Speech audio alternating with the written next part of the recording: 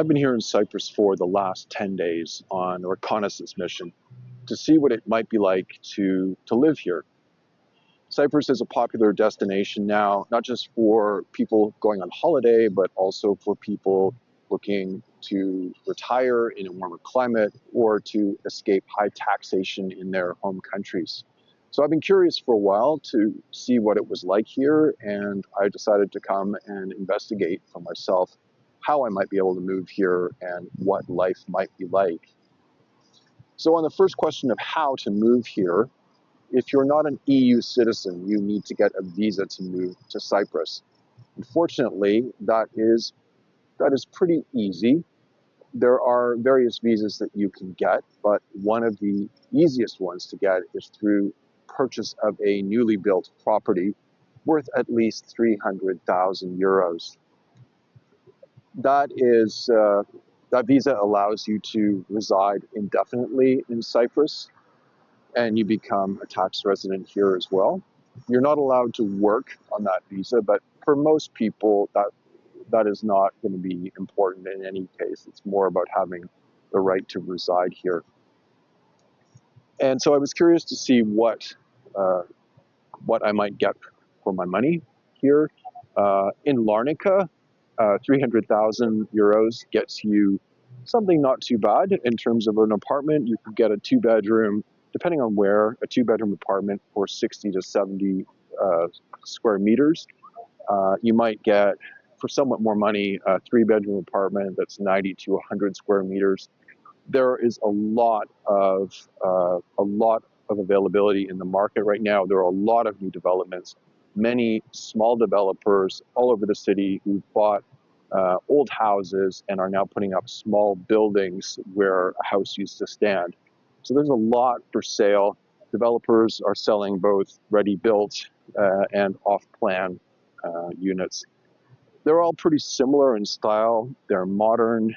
They have small-ish rooms.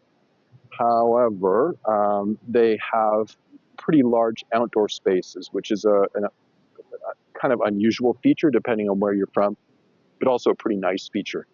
There are big terraces, both covered and uncovered, in just about every unit that I've seen for sale, and the top floor units, the penthouses, actually have roof gardens in many of these projects as well. So they have a really big outdoor space available. And also, almost all the projects include a parking space on the ground level and a storage unit. So you have reasonable space in most of these units.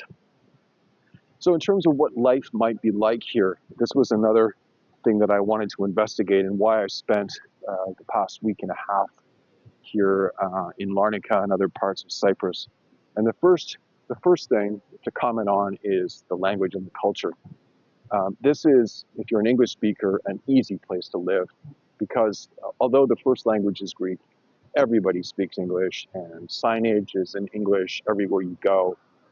It's just easy compared to many other points in Europe.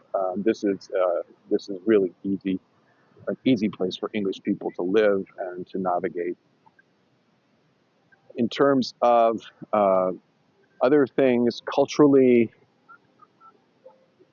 this was a British colony, and you can see the effects of it.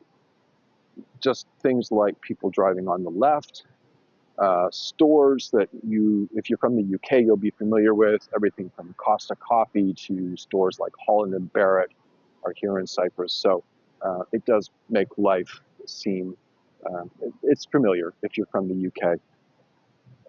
In terms of climate, this is something to consider for sure. It's July here now. It's about 11 p.m. and it's still really warm. It's say 27, 28 degrees and humid. During the day, the heat here is intense. The humidity is high and the sun is very strong. And air conditioning, I would say, is an absolute necessity in the summer months. If you lived here, you might well decide that you want to go away for July and August just to get away from the heat, because it is pretty intense. Although at other times of the year, in the spring and in the fall, this would be a lovely place to be. In terms of cost of living, this was a pleasant surprise. I thought it might be expensive because Cyprus is an island where many things have to be transported across the sea, but from what I can tell, the cost of living here is pretty reasonable. Food is normal prices. Fresh produce is amazing here. A lot of it is grown locally. Other things like petrol is normal prices. It's around €1.50 per liter, which is normal, the average for the EU. So the cost of living here is pretty good, and it's not even expensive if you consider that this is first of all a tourist destination, and secondly an island. So that was a pleasant surprise. In terms of transportation, Cyprus does not have trains anywhere. It does have an intercity bus service, and there are municipal buses in the major towns. However, the service is somewhat infrequent, and in practice, most people own cars here and people drive. And fortunately, at least here in Larnaca, it's pretty car friendly. There aren't a lot of restrictions on drivers. It seems possible to drive just about everywhere in the city and to park anywhere as well. So yeah, car ownership here is viable, and it's probably something you would want if you're going to live here, is to have a car. And if you don't have a car, you're going to have difficulty accessing places outside of the towns, since the public transportation really doesn't take you to smaller centers around Cyprus. In terms of cultural life, this might be a limiting factor for some people. There doesn't seem to be a lot going on here in Larnaca. I had a look on websites like meetup.com and also on Facebook for groups, and there don't seem to be a lot of activities posted, social events. There are various bars around Larnaca, and there are gyms. So I think if you do move here, you've got to work at building your own social network, because the options are limited. It might be better in Limassol. It could be better in Nicosia. I don't know, but at least here in Larnaca, there isn't so much going on despite the number of foreigners here.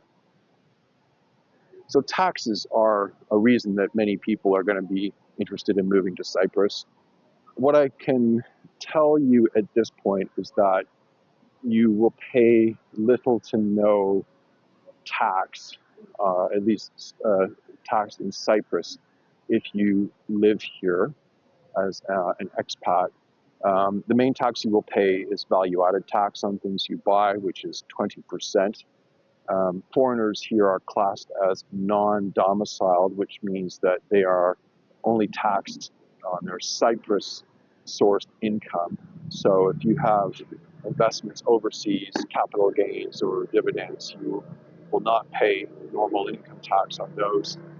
There is a kind of healthcare contribution that you have to pay on dividends and interest, but that's the only thing. And otherwise, your income is going to be, it could be tax-free or largely tax-free. And the only other thing to consider for some people is that Cyprus does not have a double taxation agreement with the United States.